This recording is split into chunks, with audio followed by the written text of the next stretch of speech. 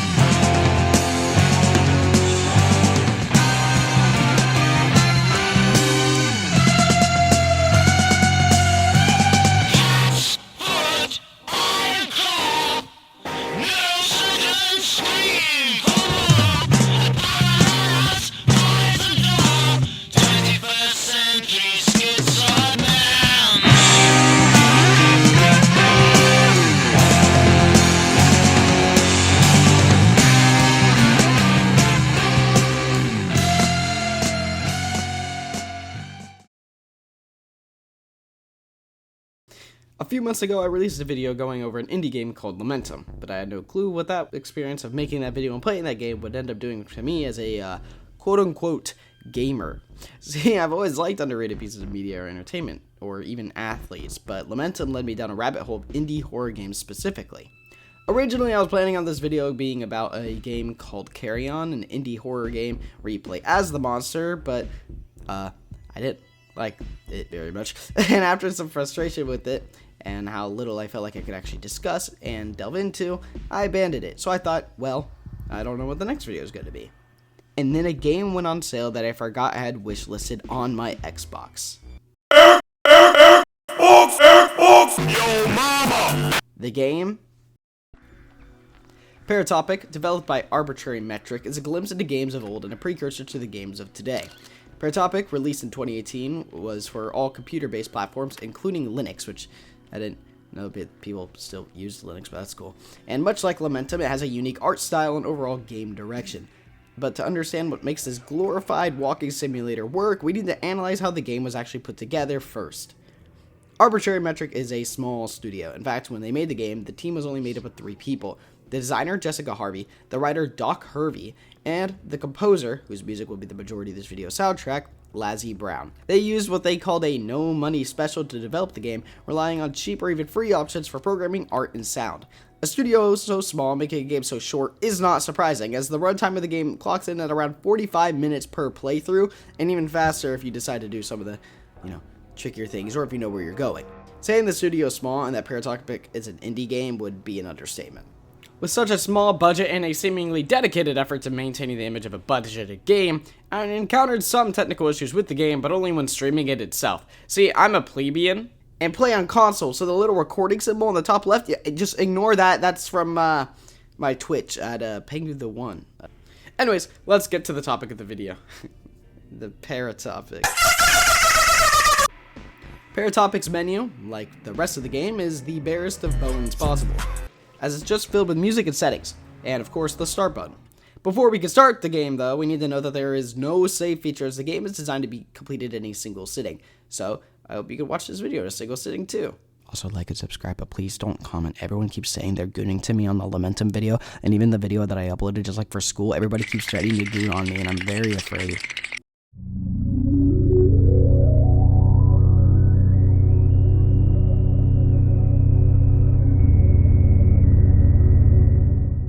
The game opens with the first of our 3 protagonists being interrogated by the police. He tells us that we have an enemy before accusing the player of having undeclared goods. So, a couple questions first.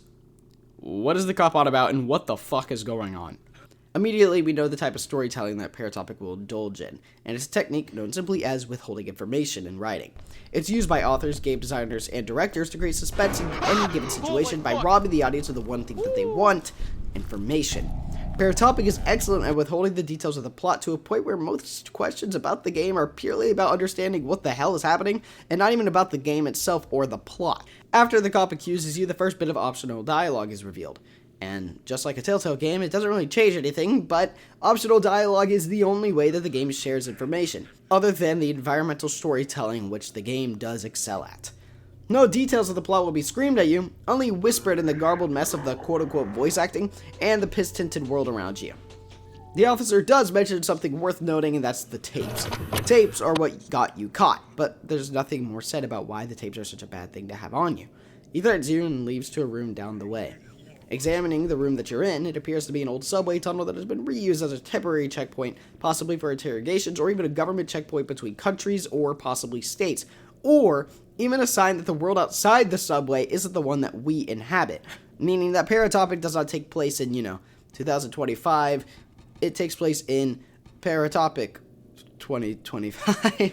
Then suddenly loud noises can be heard from the direction that the cop traveled, accompanied by flashing white lights. Before you can come to your senses and analyze the situation,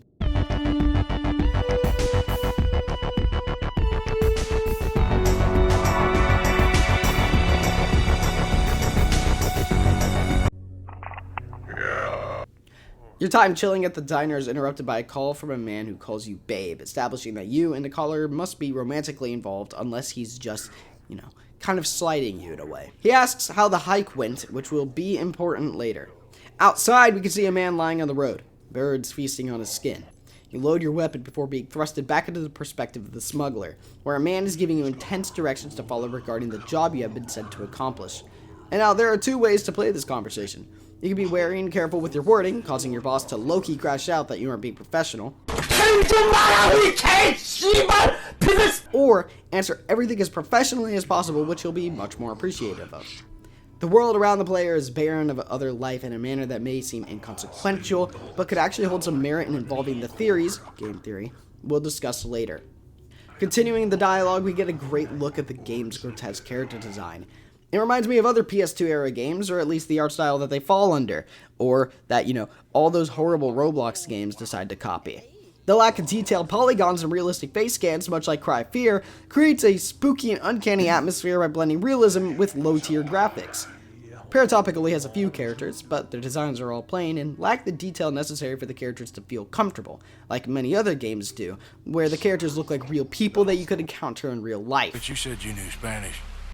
The boss gives you your mission: smuggle the goods across the border. What border and what goods are left for us to fill in through the other details present in the narrative. Details that present themselves under the exterior of the game. The boss then calls you a dog and insists on feeding you scraps, or someone scraps, a sign of the classism present in the world of Paratopic. You're then returned to the perspective of the assassin. For the first time, you're free to explore anywhere around you, specifically the diner, and you can do, you can do this. That's pretty cool. There's a table with some cards on it, with the first set towards the player being different zodiac signs. Aries, Taurus, Scorpio, hey, that's mine.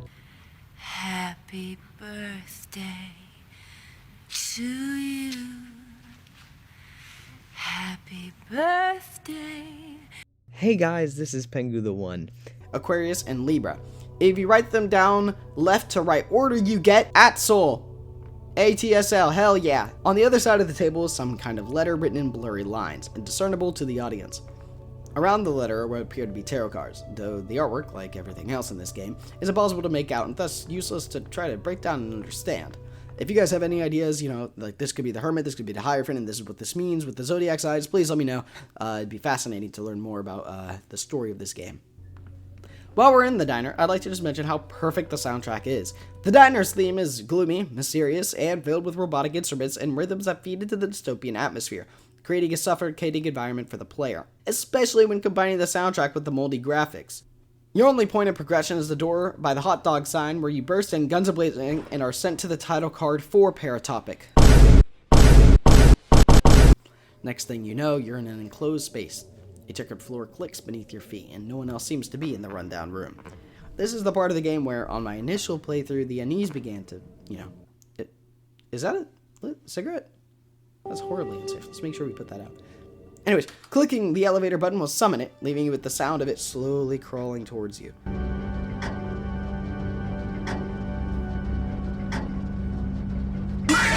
Ha! I bet that scared you, didn't it? But you're just so afraid right now. Well, lucky for you, Paratopic is generally free of jump scares. Walking into the elevator teleports you to where the character, who is unknown to us at the moment, lives. It looks like your generic $30,000 a month apartment in New York City, with the walls peeling and the communal bathroom not even having properly working water. In the bathroom, you can flip one of the mirrors and see a box of sorts that says, that's gibberish. It's really difficult to make out most of the hidden messages, leaving us, the players, to have to try to solve the case. Kira says what? What? Part of the hallway is marked off for, as you could have guessed, unknown reasons. A woman greets you down the hall, saying strange men broke into your apartment. Entering your apartment, you see a box on your mattress which contains a bunch of tapes, confirming that we are currently playing as the smuggler and not the assassin. As soon as you open your box, your neighbor appears and begs to have a tape. The option of handing over a tape or cutting your neighbor off is one that greatly alters your perspective of the game. On one hand, you can be and withhold the tapes, but you can also grant your neighbor the tape. The dialogue makes it clear that the smuggler has provided tapes before, forcing us to try to fill in the gaps of what the smuggler's goals are. If you give her a tape, you could then roam back to her room and take a sneak peek inside, where a short cutscene will unfold.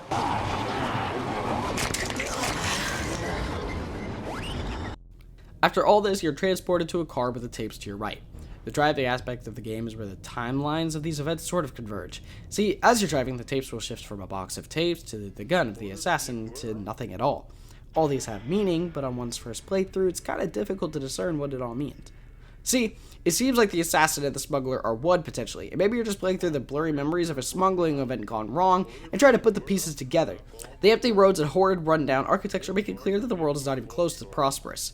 Our next stop is a gas station where we encounter the literal goat, Jerry. Jerry is, that's the name I gave him.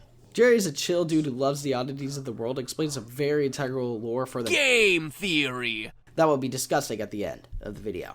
Jerry gives us, whoever we are, some great tips about dining options before rambling about aliens. His ramblings devolve into a discussion of classism and the elites overlooking the poor in their glasshouse cynicism.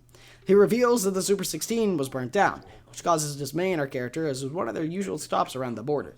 The fact that we're near the border helps the case that we're playing as a smuggler, but again, the answer isn't necessarily clear. Jerry asks if our friend is still working on the pump, but to our knowledge, we have no friends with us. We're alone.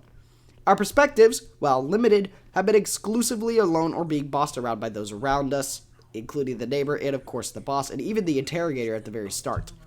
Skip to the car at night. The box of tapes in the back of our truck, but when we open the box, we only see a camera inside, meaning we're not the smuggler, nor the assassin, but the...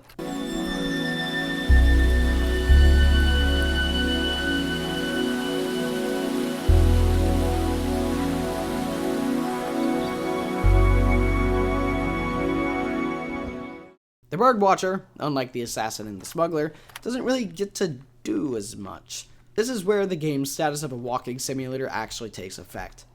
The first creature we stumble upon as the bird watcher is a fleshy creature, not from our, real life world at least.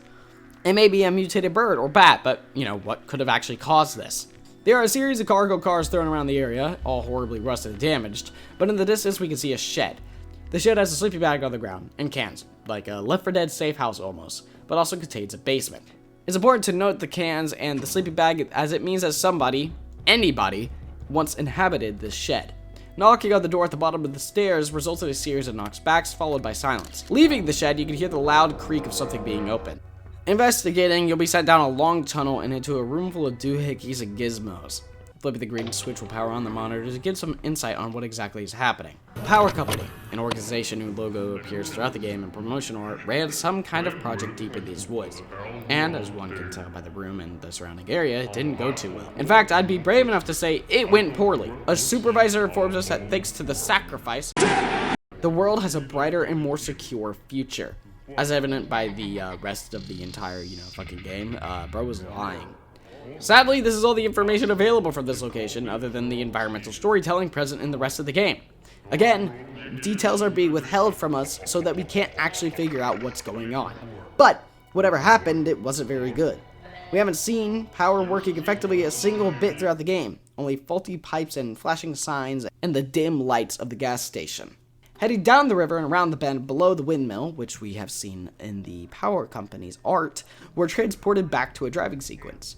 All the driving sequences play the same and all serve their own purposes. This one, for example, allows us to break down the information that was just fed to us because of the Birdwatcher's exploration. We open this driving sequence as the assassin, not the smuggler, like we did for the first sequence.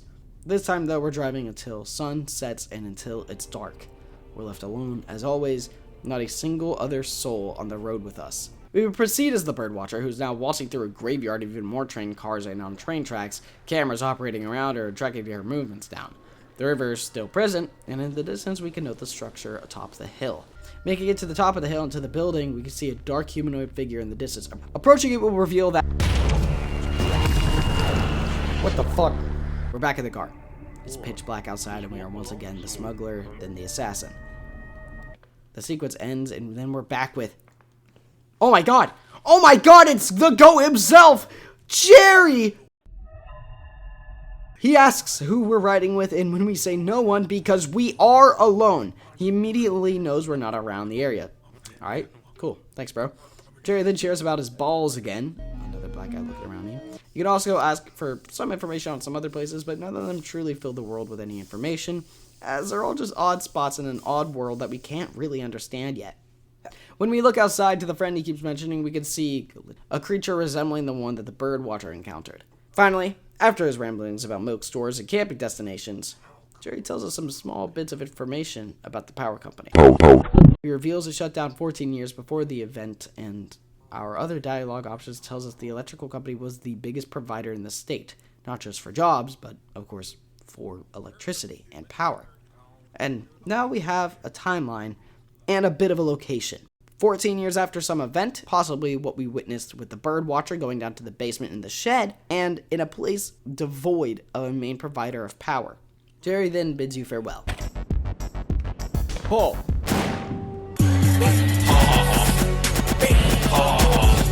After spinning the block on bro, you can interact with the tapes on the table. You can insert the tape into the machine, which, when inserted...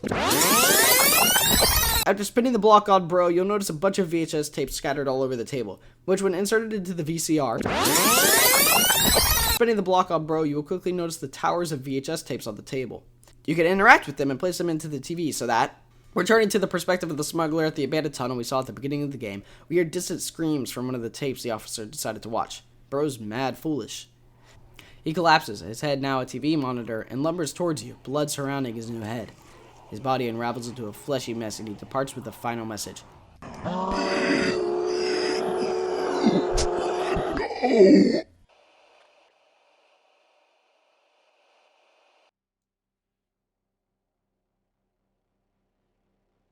We return from the black screen as the assassin, who is now retracing the steps of the Birdwatcher, approaches the factory. Glitches distort the player, teleporting them forward with each glitchy blink. At the top of the factory, the same place where the Birdwatcher got taken, we can clearly see the power company's logo on the side of one of the interior walls. But it's also clear that something horrible has happened. Flesh is tangled on some kind of metal pole sticking from the ground, and at the base of the pole is the camera that the Birdwatcher wielded. Once the camera is picked up, whatever the assassin witnessed on it was so disturbing that she is forced to make a call to emergency services. She speaks on more information that we could use, that there was a meatworks nearby, and the building I've been calling a factory is actually a mansion of sorts. The assassin states that the body likely belonged to a girl, which is over for, I don't know, some, probably. The phone call ends with the assassin just hanging up when the operator asks for her names, because I guess she's just kind of like that. And then, that's it. That's Paratopic. The credits end with the camera by the place of the Birdwatcher's death, slowly turning towards the player before the screen goes dark.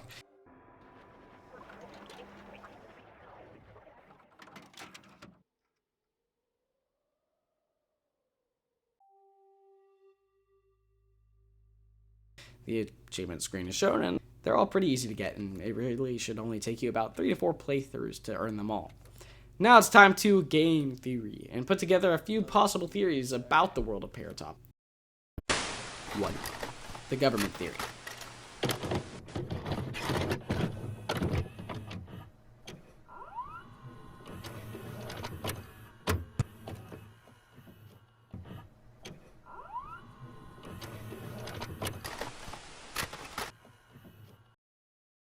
This theory is based on the power company being part of the government.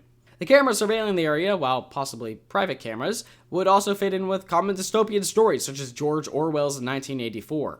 The tapes may be a form of mind control, placing the public under a weakness due to the apparently addictive nature of the films.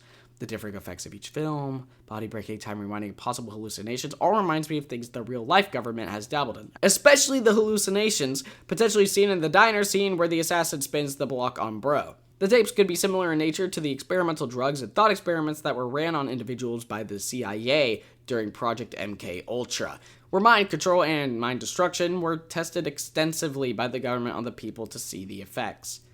It could be that the world has been destroyed by the experiment, and that's why Paratopic exists in a almost post-hallucinatory United States.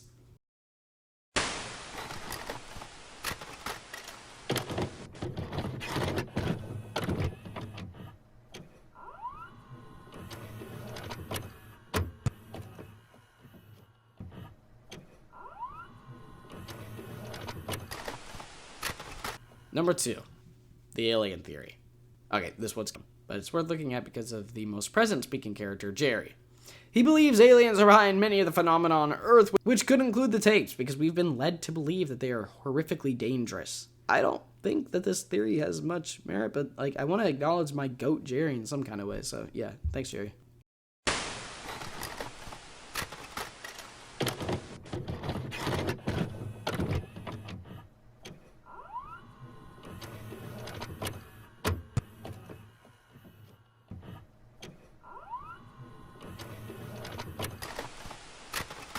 Number 3, the figure rules theory. A more likely theory than the alien one, but still one that I don't think has a lot of merit, is that the figure that tracks down the smuggler and kills the birdwatcher is an omnipotent being of unknown origin, possibly made by the power company as part of a scheme that we are blind to. The figure controls the things that occur in the game, assuring that all 3 characters follow their routes perfectly and create a desirable outcome for the figure. Its intentions are possibly unknown, which would fit the themes of Paratopic, as it plays off surrealism and convoluted narrative to tell something, though I can't completely tell what, about the human condition.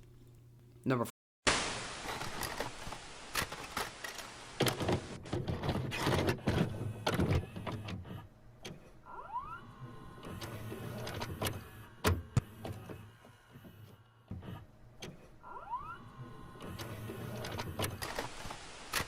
Number 4. The Meatworks theory. Meatworks is widely believed by some of the people that have played the game to be the company that runs the world of Paratopic after the incident at the power company, or at least the production of the tapes. Well, it's unknown what's happening. It's clear that someone needs to be producing the tapes. According to, and I'm so sorry for using this as a source, a Redditor named Tavod Redrum4 brings up many points about Meatworks, specifically that the assassin calls the area she's in not the power company, but the Meatworks place. This is a distinction worth remembering. Or, perhaps, equally, it's not.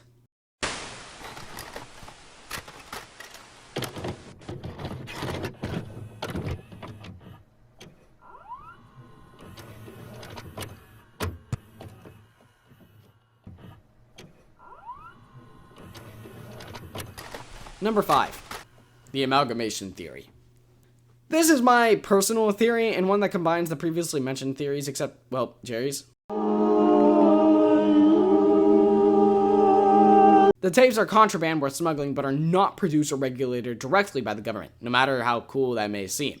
Instead, I believe there is little to no government in Paratopic, but instead corporations that feed the world and keep it moving. The lack of government would explain why all these things seem to happen without much investigation, despite the fact that we know that there are operators due to the ending of the game.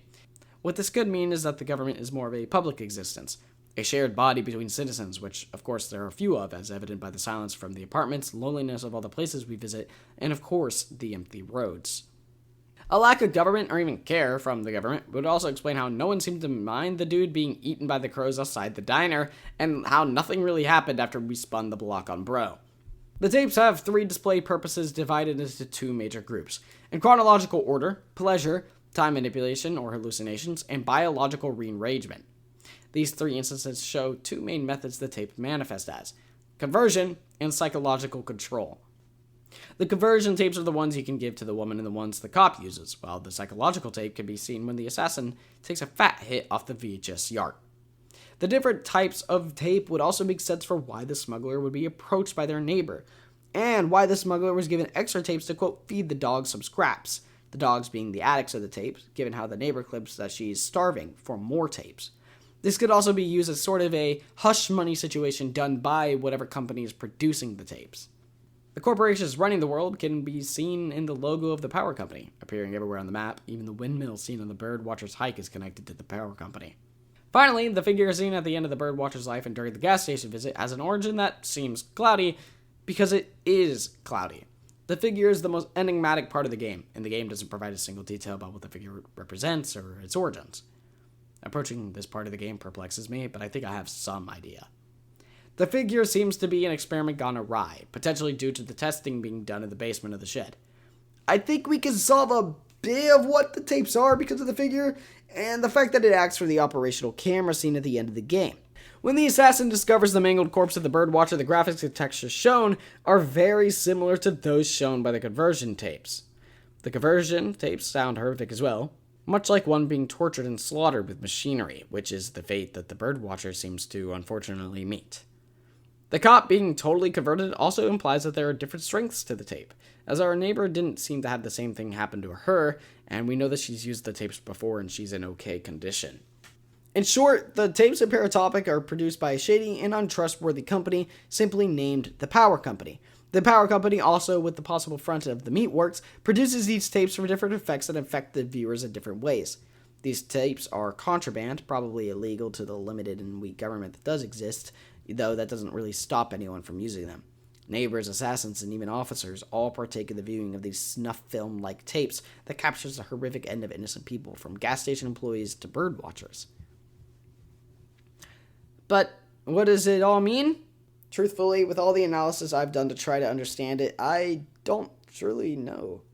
The tapes could mean anything or nothing, and unlike Lamentum, I find that the meaning of the game itself to a greater purpose in the real world is not a dramatic tale of diving into the depths of desperation or love, but simply an indulgence in sensory horror that has deeper meaning because of its meaningless. But what do I know? That's just a theory. A game theory meme. Thanks for watching.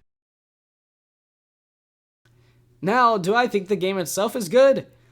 Honestly, I'm unsure. The gameplay is not very gripping, and the story is, convoluted in an arguably positive fashion, but whether I enjoyed playing the game or not isn't really the point of this video. The point of this video was to share with all of you a game I bought for 99 cents just because I could. Whether you leap to the Steam store to purchase Paratopic or not doesn't change what the game does for the first-person genre and the challenging approach it takes to game design. So, should you buy it? It's cheap and honest.